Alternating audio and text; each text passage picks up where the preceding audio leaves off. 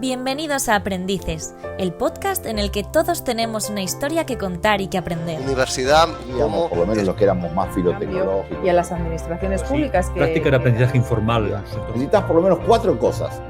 Escucha y descubre la experiencia vital y de aprendizaje de nuestros invitados. Hola, bienvenidos a Aprendices, el podcast de espacios de educación superior.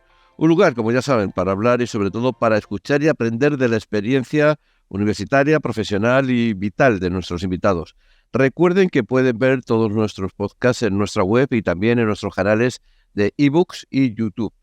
Hoy tenemos con nosotros a María José García Rubio, licenciada en Psicología por la Universidad de Murcia y doctora en Psicología Clínica y de la Salud por la Universidad Autónoma de Madrid. Máster en Neurociencias Básicas y Aplicadas por la Universidad de Valencia. Es codirectora de la Cátedra sobre Neurociencia Global y Cambio Social del Vicerrectorado de Investigación y Transferencia de la Universidad Internacional de Valencia y de la Fundación NET. Tiene innumerables artículos y escritos sobre sus investigaciones que vamos a ir ahora comentando, pero lo primero es agradecerte, María José, hoy que estés con nosotros. Muchísimas gracias a ti, Paco, por la invitación y por estos espacios que creáis, que nos sirve mucho a los oyentes y tanto a los ponentes como a los oyentes. Pues mira, vamos a empezar como hacemos con todos nuestros invitados, que es preguntando siempre por tu juventud. ¿Por qué decides estudiar psicología? ¿Qué es lo que te atrajo de esta carrera? Pues a ver, es una historia creo que se va a entender muy bien cuando cuente mi trayectoria. Yo quería hacer medicina, quería hacer neurocirugía. Y es muy curioso, pero bueno, cuando eché la matrícula no me dio la nota en junio y entonces pensé, bueno, si a mí siempre me ha gustado escuchar a las personas, estar, ¿no? Ese carácter ayudador. Me dio me comentaron que en psicología también se veían cerebros humanos y ahí que me fui. Entonces, bueno, para mi sorpresa, cuando empecé psicología me enamoré de la carrera y pude hacer esa vía que muchos no conocen, muchos alumnos míos de primero no entienden por qué tenemos que estudiar, por qué un psicólogo tiene que estudiar el cerebro, ¿no? O cuál es la rama de la neuropsicología, porque cuando alguien empieza o decide hacer el grado en psicología, se le viene a la cabeza el psicólogo clínico de un diván que está escribiendo los problemas, ¿no? Mientras el paciente lo refiere. Y yo siempre les digo que hay psicólogos en centros penitenciarios, que hay neuropsicólogos, que hay psicólogos familiares o psicólogos más orientados al ámbito académico. Y la carrera, la verdad es que me encantó y desde primero ya estuve dedicada al cerebro hasta el día de hoy. Entonces, bueno, fue un poco... O sea que fue un descubrimiento cerebral. Sí, fue de segundas porque luego ahora mismo como codirectora de la cátedra me relaciono mucho con neurocirujanos, porque el partner de la cátedra es la Fundación Neurocirugía, Educación y Desarrollo, en la que, bueno, todos mis compañeros a día de hoy de la fundación son neurocirujanos. Entonces es muy curioso, ¿no? Que empecé a estudiar en 2006 la carrera de psicología y a 2023 pues estoy trabajando no solo como psicóloga, sino también en el ámbito de la neurociencia. Te iba a preguntar si encontraste en aquella universidad no tan lejana, porque eres muy joven, los conocimientos que buscabas, pero más que encontrar, descubriste, ¿no? Lo que es todo lo relacionado con el cerebro en sí mismo. Sí, totalmente, Paco. De hecho, en la Universidad de Murcia tenemos el privilegio, bueno, para mí es un privilegio, para otros es una tortura, de que hacemos prácticas con cerebros humanos, ¿no? En segundo hay una asignatura que se llama Psicobiología 1, Psicobiología 2 o Fundamentos de Neurociencia. Entonces todos tenemos prácticas obligadas, ¿vale? Que tenemos que ir a la sala de disección de la Facultad de Medicina y nos dejan cerebros para que vayamos estudiando la neuroanatomía y vinculando esa neuroanatomía con una función cognitiva, ¿no? Entonces yo desde ese primer momento me quedé enamorada, siempre lo digo, yo me enamoré de ese mundo de la neuroanatomía. Y de hecho, en aquel entonces existían unas becas unas becas de colaboración en el que aún siendo alumna podías, cuando aprobases la asignatura, si sacabas matrícula o no, podías ser alumna interna, que es los alumnos que todavía están cursando la carrera, pero que ayudan, ¿vale?, a explicar la neuroanatomía con esos cerebros reales a los cursos siguientes, ¿no?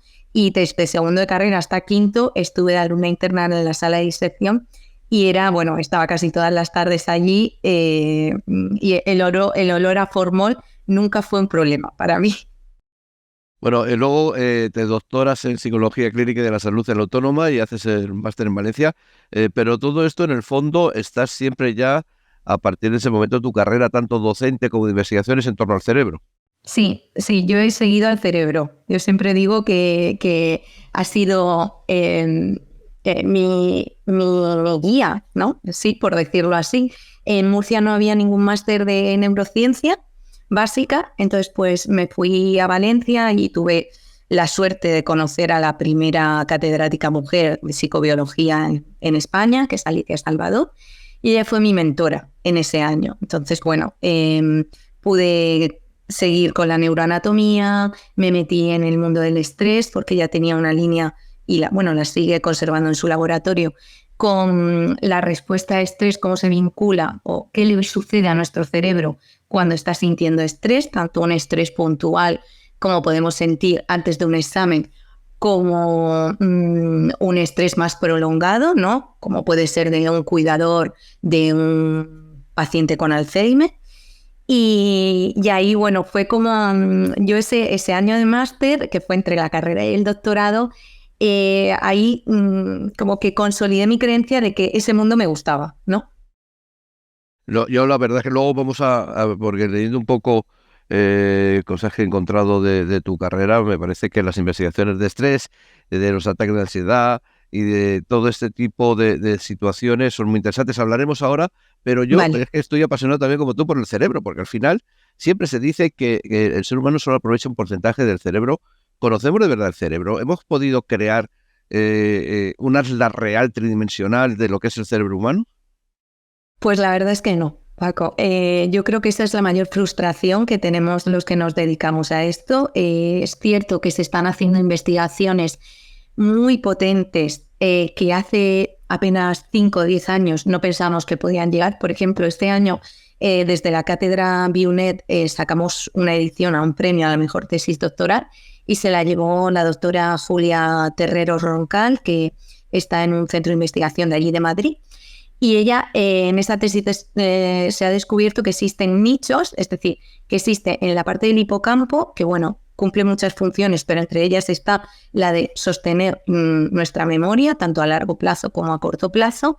Ya se han descubierto que existen nichos de neurogénesis, es decir, que el cerebro no es como antes pensábamos de las neuronas se nos han frito, se han muerto a través de una apoptosis y ya no vuelven a crecer. Sí que el cerebro está en continuo crecimiento, en continua plasticidad, y eso hace también que no terminemos de conocerlo, porque los investigadores, cuando creemos, yo siempre digo, cuando crees que sabes algo, el cerebro ya se encarga por sí mismo de echarlo todo para atrás. Además, en esta sociedad, yo siempre digo en el ritmo frenético, porque llevamos un ritmo frenético de vida y una sociedad con tanto estímulo, el cerebro está haciendo grandes esfuerzos por seguir el ritmo de la sociedad. Entonces, el cerebro de hace 50 años no es el de ahora. Los niños que están naciendo ahora, yo lo veo en mis hijos, nacen con pantallas, entienden, tienen otro tipo de vocabulario, están en plena era digital. No tendría sentido que ellos tuviesen la misma funcionalidad en su cerebro que puede ser su bisabuelo que nació hace 100 años, ¿no?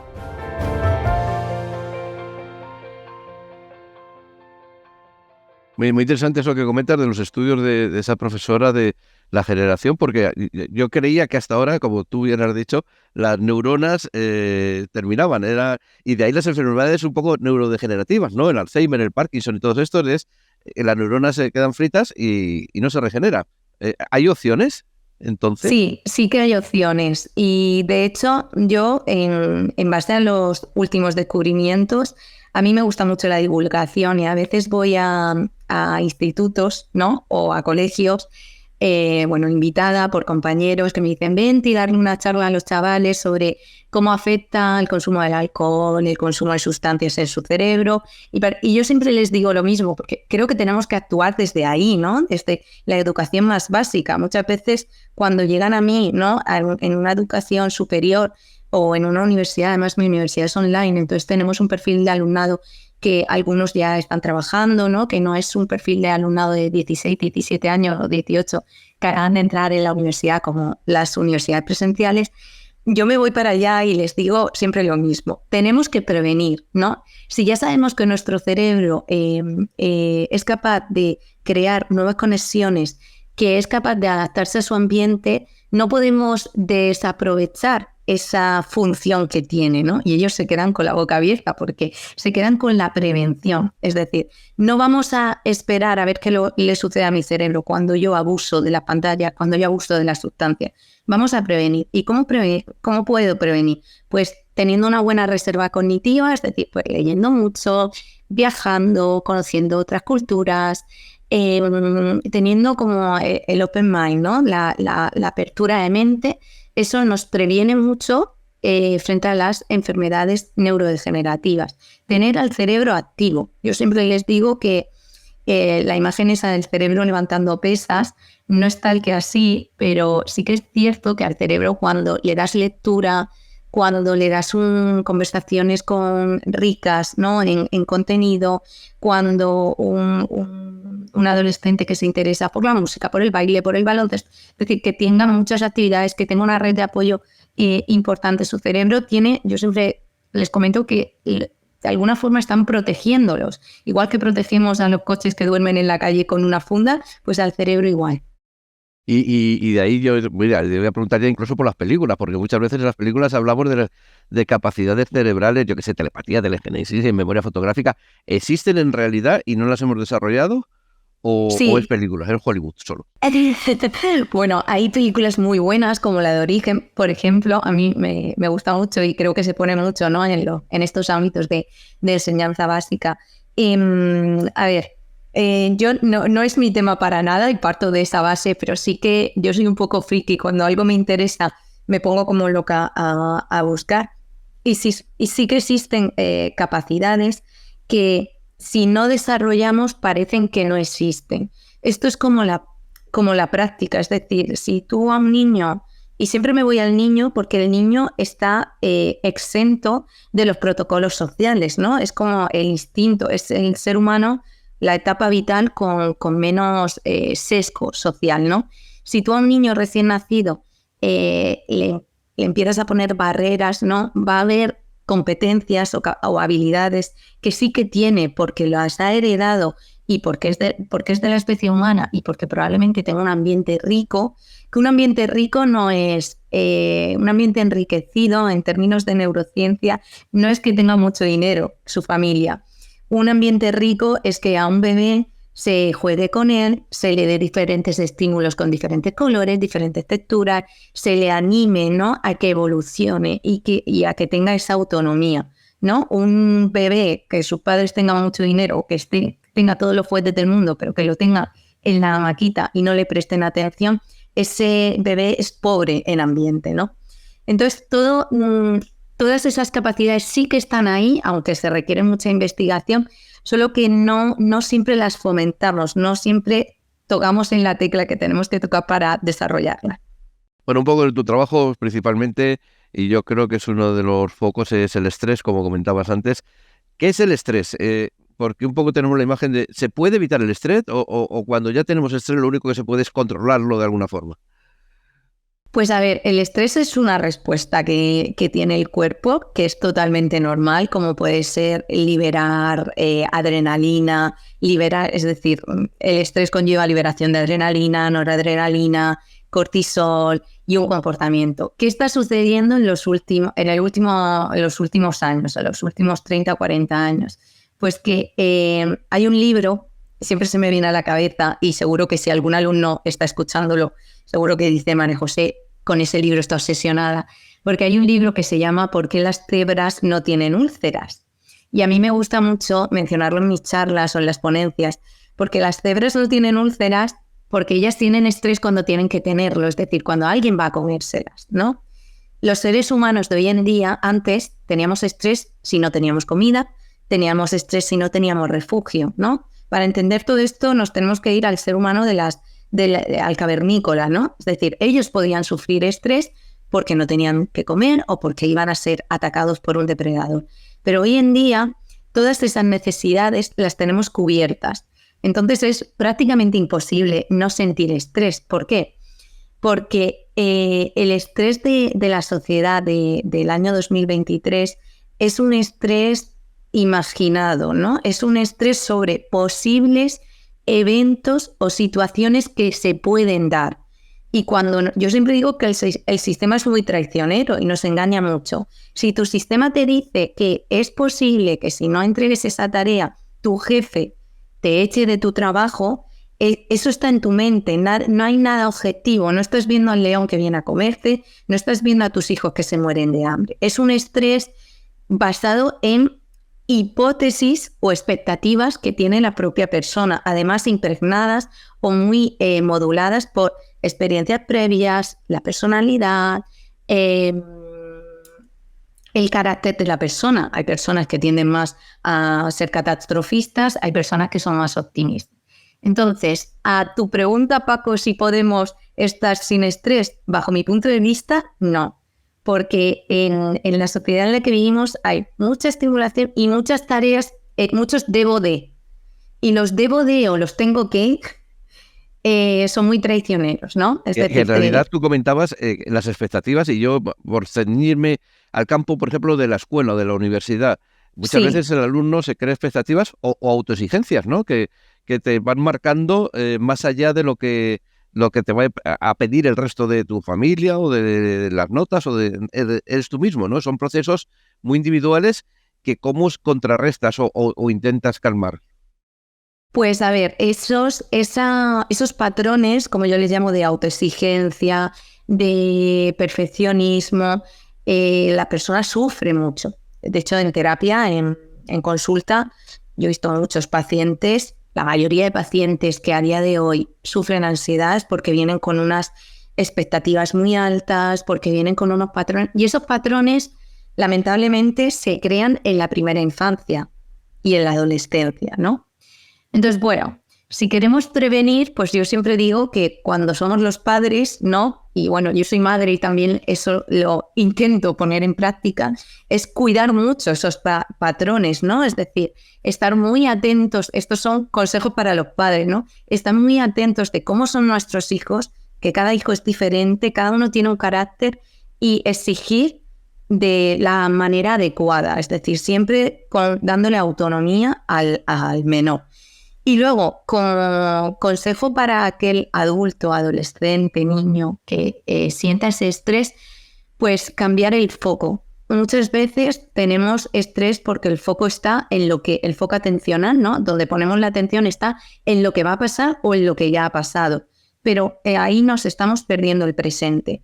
Y la mayoría de veces cuando sentimos estrés o ansiedad es porque estamos dando por hecho cosas que no van a suceder. En la mayoría de los casos. Entonces siempre los consejos son pues hacer una actividad que nos tenga distraídos, hacer meditación, hacer terapia, por supuesto. Yo siempre recomiendo la terapia como el que recomienda ir al fisio cuando tiene una lesión, ¿no? Es decir, ir a terapia no todas las semanas, pero una vez al mes o una vez cada 2 meses, yo considero que es una forma de cuidarte y si tú te cuidas, cuidas a los que están a tu alrededor.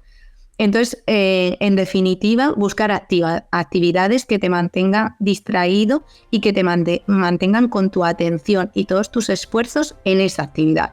Ya sea hacer cerámica, ya sea hacer footing, ya sea quedar a tomar algo con unos amigos.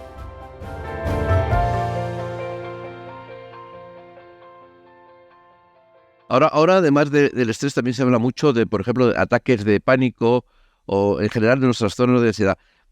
¿Hay más o es que ahora hablamos más de ello? Ahí me la has puesto difícil, Paco. Pues a ver, bajo mi punto de vista se habla mucho más de ello. decir, yo, y ya no hablo solo como profesional, sino como persona, ¿no? En mis entornos, pues entre el entorno de los amigos que son las mamás o papás del cole de mis hijos, mis compañeros de trabajo, mis amigas de toda la vida, mis amigos de toda... ya no hay tabú en decir voy a terapia, no hay tabú en decir tuve un ataque de ansiedad, no hay tabú en decir estoy teniendo un episodio depresivo. Es decir, ya podemos, creo que eso... Hay las figuras referentes en la sociedad y como figura referente me voy desde influencer a ministros, es decir, figuras que tienen muchos seguidores sociales. Creo que ahí han hecho un buen trabajo porque cada vez se habla más del cuidado de la salud mental. De hecho, desde las políticas de salud pública se está haciendo, al menos aquí a nivel de España, se está haciendo mucho hincapié, se está invirtiendo muchos fondos económicos y recursos humanos en potenciar o favorecer el cuidado de la salud mental. Y también, y no quería sacar el COVID, pero la pandemia COVID ha causado un antes y un después en la salud mental. Porque no solo por el COVID o por la COVID que ha traído pues, consecuencias, quien lo ha padecido, luego ya se ha demostrado en numerosas investigaciones sobre COVID, ya se ha demostrado que trae consecuencias no solo pérdida de olfato, de gusto, problemas pulmonares, sino también problemas en la función cognitiva. ¿Qué pasa con la salud mental ahí? Pues que el confinamiento, sobre todo aquí en España, que estuvimos encerrados semanas consecutivas, sintiendo miedo, ha hecho, bajo mi punto de vista, ha creado dos escenarios. Por un lado, que personas que no habían desarrollado ningún trastorno psicológico lo ha desarrollado. ¿Por qué? Porque se les ha aislado, ¿no? De esos distractores, de quedar con los amigos, de quedar con la familia, de ir a trabajar, de hacer deporte, ¿no? Esos distractores donde poníamos el foco para no desarrollar ese pánico, esa ansiedad desmedida. Y luego, por otro, que muchas veces tenemos los trastornos psicológicos latentes y cuando tú tienes un trastorno latente y te encierran, ¿no? en un espacio cerrado y te aíslan a nivel social, pues salta, ¿no? Salta ese trastorno. Y esto no solo lo digo yo, lo dicen también compañeros. Tengo compañeros de psicólogos clínicos de aquí del Colegio Oficial de Psicólogos de la región de Murcia y desde el COVID las agendas se han disparado, las personas hablan más de sus trastornos, de sus diagnósticos psicológicos y no hay tanto tabú. De hecho, yo misma, y bueno, como estamos en una entrevista sobre la trayectoria, yo voy al psicólogo gracias a mis padres que me llevaron cuando tenía 15 años, fue la primera vez que yo fui a terapia y a día de hoy, después de 20 años, sigo yendo al psicólogo para trabajarme a nivel personal. No tengo ningún diagnóstico aislado, ¿no? o específico, sí. Pero sí que voy. Y ya no, como en la sociedad está tan bien admitido, yo siempre lo he dicho, pero es cierto que ahora la aceptación es mayor. La aceptación de la sociedad por todo lo que has comentado y en función de eso, ¿cómo ves la respuesta de la administración? Digo, tanto en el tratamiento de lo que son las enfermedades de salud como en la investigación para esas enfermedades de salud. A nivel un poco, no sé si nacional o autonómico, ¿cómo estamos en España? Pues aquí, en los dos niveles, creo que, bueno, hay variedad en cuanto a comunidades autónomas. En la región de Murcia, de hecho, se hacen cada 2 por 3 llamamientos y escritos de que se necesita la figura del psicólogo clínico en los centros de salud. No hay figura del psicólogo clínico, es decir, quien necesita un psicólogo tiene que ir por privado. Una sesión de psicólogo hoy en día, 1 hora, 45 minutos, 1 hora, está entre los 60 euros y los 100 euros. No todo el mundo se puede permitir ese gasto, aunque sea para la salud mental. Y luego que todavía en la sociedad, si tienes una enfermedad física y una enfermedad, ¿no? Una enfermedad física, imagínate un hipotiroidismo, y una enfermedad psicológica como puede ser un trastorno de ansiedad generalizada, la persona opta por tratarse con medicación por el hipotiroidismo, pero rara vez, aunque hemos avanzado, pero rara vez tiene para invertir en ese tratamiento psicológico. Entonces, para mí, el ideal para atender a estas necesidades psicológicas que se están dando en la sociedad es incluir la figura del psicólogo clínico en los centros de salud. Y si no se pueden incluir de forma presencial, la terapia online funciona también muy bien.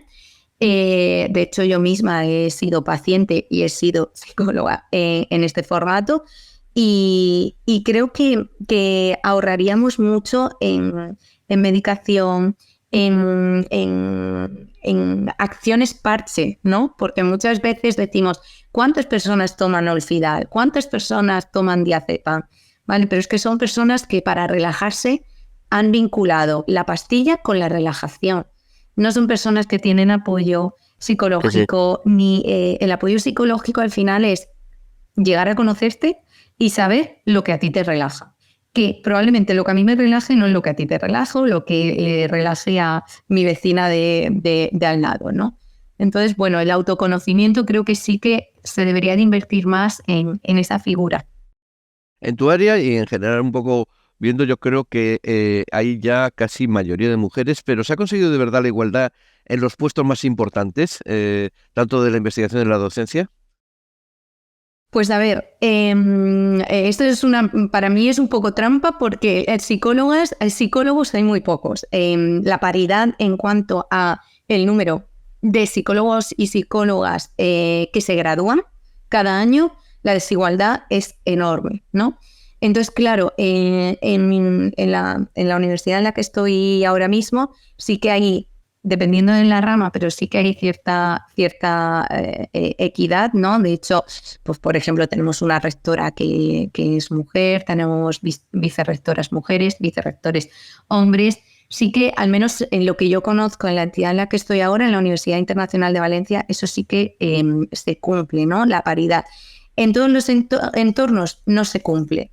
¿Por qué? Porque también la psicología tiene muchas salidas. Entonces, generalmente la mujer, y esto es un aspecto de género, pero generalmente la mujer que ha hecho psicología suele tener una expectativa también de trabajo de cuidado, ¿no?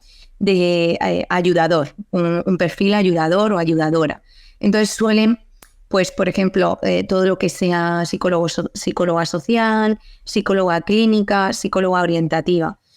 Psicólogo clínico también existe la figura del hombre, también existen, yo tuve la suerte de hacer prácticas en penitenciaría, es decir, en la cárcel de aquí de la región de Murcia, y ahí estuve con dos psicólogos que eran de penitenciaría, vamos, que eran hombres. Yo sí que creo que existe cierta igualdad teniendo en cuenta el número de mujeres, que es bastante superior, que se gradúa cada año.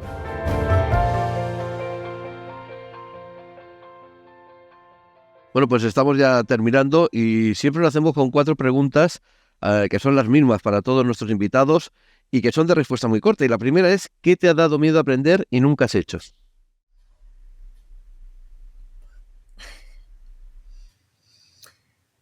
¿Relacionado con el cerebro? No, en general. Pues en sobre general, astrología. astrología. ¿Cuándo se para de aprender? Cuando te mueres. ¿Qué te gustaría no haber aprendido? Eso es difícil. Eso es difícil. Eso me la tengo que pensar. Tranquila. No haber aprendido. Pues quizá algunos, a veces cuando eres adulto echas de menos la espontaneidad del niño. Quizá estas normas sociales tan protocolarias. Y la última, ¿con quién has aprendido las cosas más importantes de tu vida? Con mis hijos. Pues muchísimas gracias. La verdad es que creo que hemos aprendido todos. Yo la verdad es que me he quedado más tranquilo, menos estresado después de escucharte. Muy bien. Y me parece que ha sido muy interesante, sobre todo en estos momentos en los que la preocupación un poco por las enfermedades de la salud mental son tan importantes para mucha gente y que, como tú has puesto de relieve, por fin se están aflorando, y por eso tenemos que tener esta atención también directa para estos tratamientos. Muchísimas gracias, de verdad. Muchísimas gracias a vosotros. La verdad es que ha sido un placer. Contad conmigo para lo que necesitéis, y bueno, los oyentes también. Tenéis mi correo. Bueno, si ponéis mi nombre completo en Google seguro que sale algún contacto. Y nada, y cualquier cosa que necesitéis me tenéis a vuestra disposición. Muchas gracias. Universidad Digamos, por lo menos los que éramos más filotecnológicos. Y a las administraciones públicas que... Práctica de aprendizaje informal. Necesitas por lo menos 4 cosas. Escucha y descubre la experiencia vital y de aprendizaje de nuestros invitados.